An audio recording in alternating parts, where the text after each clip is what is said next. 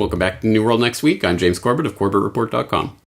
And I'm James Evan Pilato of MediaMonarchy.com. Virtual flag terror is here. We have 3 developing stories on this 280th episode of New World Next Week, and they're all basically about rage clicking in the year of divide and conquer. Story the first, via activist post in what will likely be an historic leak. Not only George Soros, but his Open Society foundations and a number of groups supported by Soros were hacked to the tune of 2,576 files, which have already been released by DC Leaks.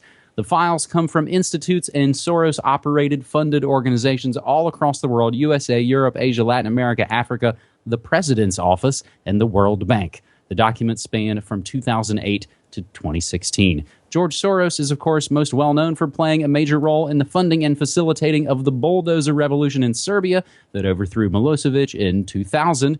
George's Rose Revolution of 2003, the 2006 push to move Turkey towards a more Islamist governing structure, and even the Occupy movement in the United States, among a great many others, none of which brought anything other than greater misery, impoverishment, and police state mechanisms to bear on the general public.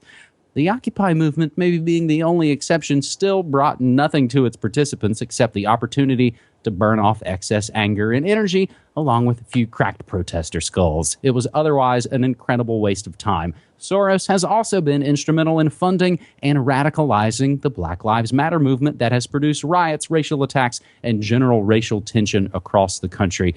We can include some of the other articles from this leaked Soros memo. Refugee crisis is the new normal and gives new opportunities for global influence. James, as I noted, these are kind of developing stories.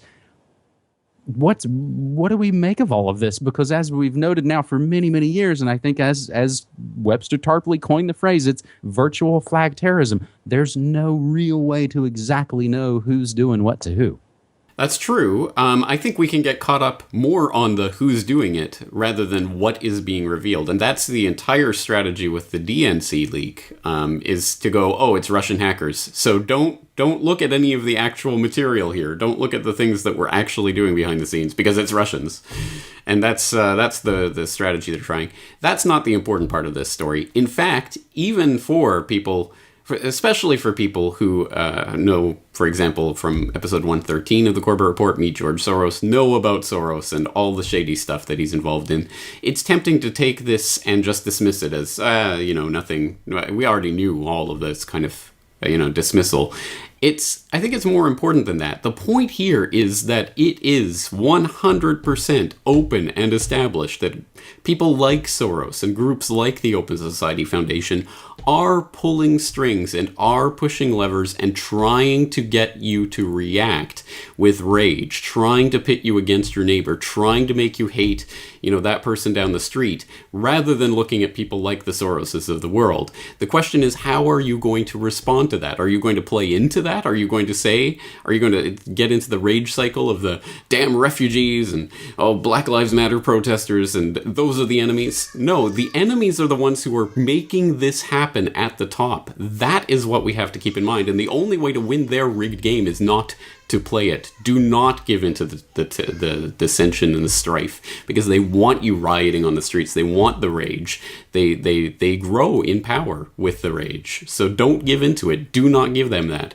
Instead, focus your energy against the Soroses and his ilk. Those are the real enemies. And I think a lot of this rage, and again, it doesn't kind of turn on overnight. It's a slow kind of building thing.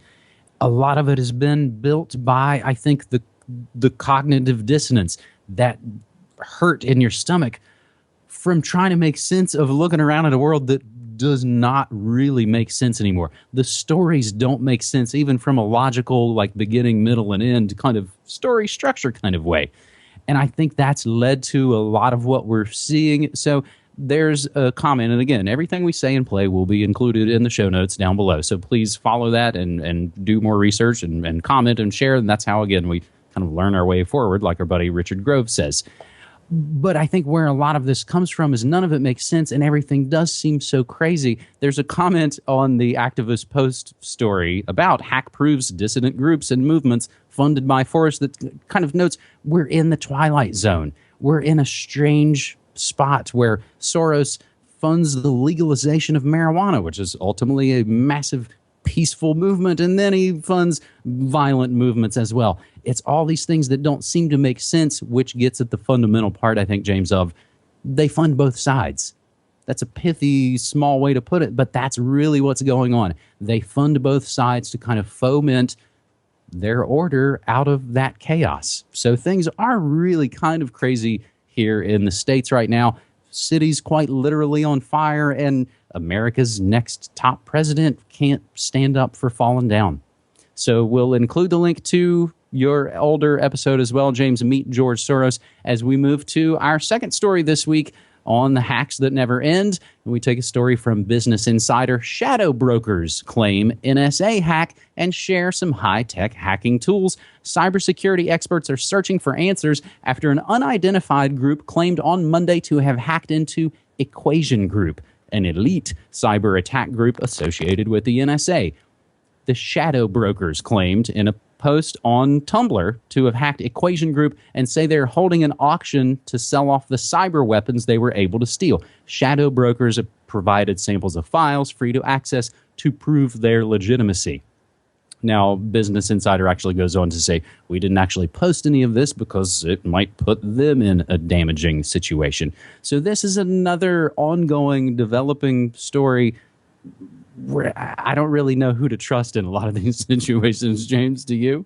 There is no one to trust with a story like this because there are so many potential layers to this. I'll throw in a link to my appearance on Declare Your Independence with Ernest Hancock yesterday, where I was talking about this story and the various layers involved. But I think it's important to note that it's not that these hackers, whoever they may be, hacked into the NSA per se.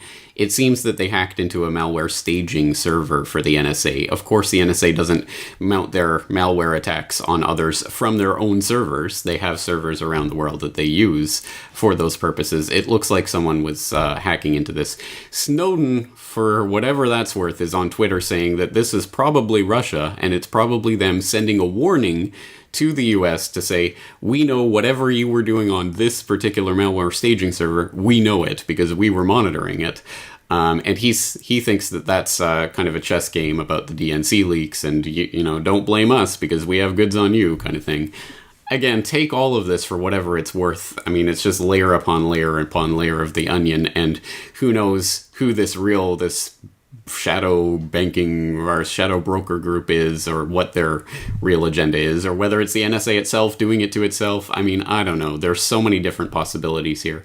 But one of the good takes that I saw on this was from Dan Dix. Press for Truth had a good video about this. I'll throw that in the links as well. So don't trust anything that's coming out about this. As you say, this is virtual flag terrorism. So we don't have access to the server logs. We can't even begin to take a look at what's really going on under the hood here. So all we're getting is just the pieces that are being reported to us from on high. Take them for what they're worth.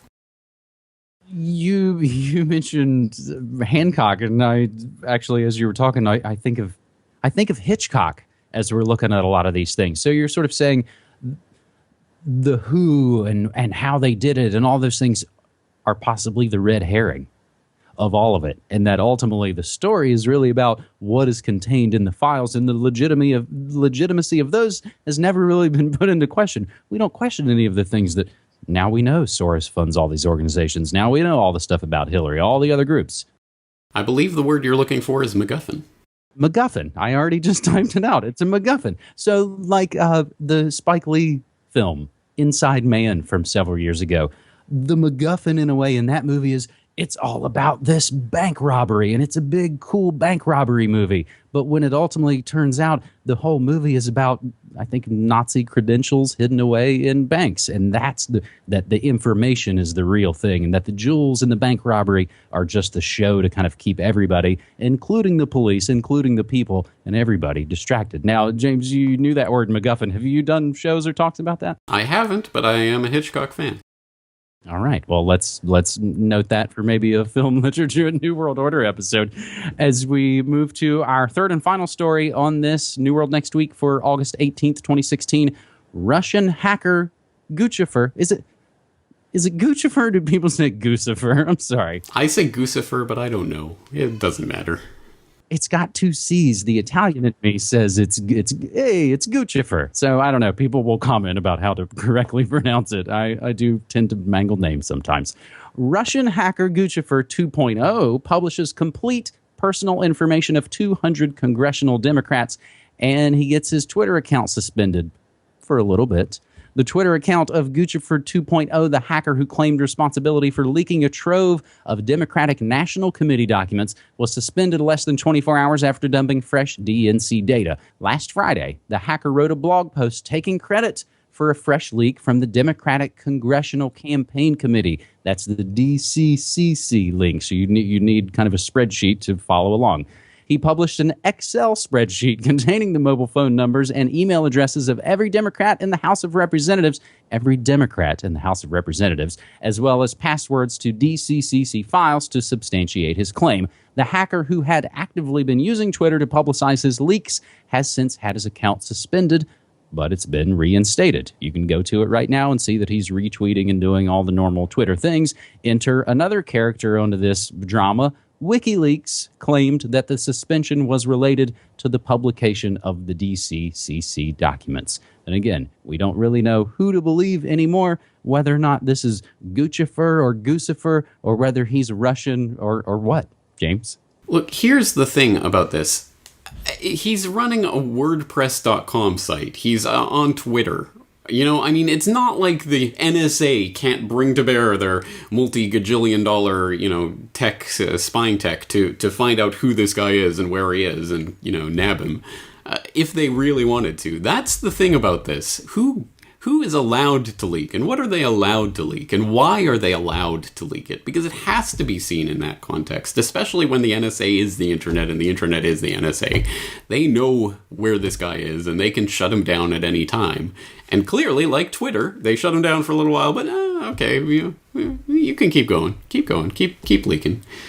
I mean, either, it doesn't even necessarily mean that whoever this Guccifer is, maybe it could be a real person who really believes that they're really leaking, but if you're being allowed to leak this stuff, that puts it in a different game, because clearly there's someone upstairs who's not unhappy with what you're doing, and we have to think about why that is, and what is the end purpose of all of this, and does it just serve to fan the flames of the Summer of Rage? It definitely does that, and that's I think a thing to remember sort of too. In the gaming world and all those certain areas, we hear those stories about swatting, about sending SWAT teams to someone's house on false pretenses. The people who do that are busted immediately. Anytime people try and do any sort of tech crime, you see nothing but those stories in all your local news. But somehow, some way, the most wanted people in the world, terrorists and hackers, are able to just willy-nilly do what they want on tools that we know, again, they created and they put backdoors in. So that's the thing to think about. Again, before we go freak out and yell and scream about who's on what side, I kind of think a good one to always go back to is the capitalist conspiracy, the old G. Edward Griffin film strip that kind of gets into the strategy of tension. And it is Wall Street essentially funding both sides, whether those are the Bolsheviks or the Allies or Black Lives Matter or alt-right whatevers. James, there is a little bit of good news, I suppose. The latest episode of Good News Next Week, I had taken a couple of weeks off because we had been out of town, and honestly, not a hell of a lot of good news to go over. So this latest episode of Good News Next Week is kind of a double-sized and has probably twice the amount of stories we would typically cover. It's called Little Free Pantries on Your Sidewalk Give Shelf-Stable Help. It's sort of about the growing movement of little free libraries or community fridges in places. Also, Ireland jails banksters and Canada frees patsies on that Good News Next Week episode. James, the only other thing I will mention is not even a hashtag New World Next Week story, although you can pretty much be up to date on everything going on in the world using that hashtag. One last article, I think, that kind of points out, again, the Twilight Zone crazy world that we're in. The musical question is asked, who got us into these endless wars? And the answer from Pat Buchanan is the Council on Foreign Relations. We'll include that article, and again, everything that we say will be included in the show notes for these episodes. James? You could say a lot about the times we're living through, but you can't say they're boring. Well, anyway, we are documenting them. Thank you again for the stories. Talk to you again next week. All right, man. Thanks.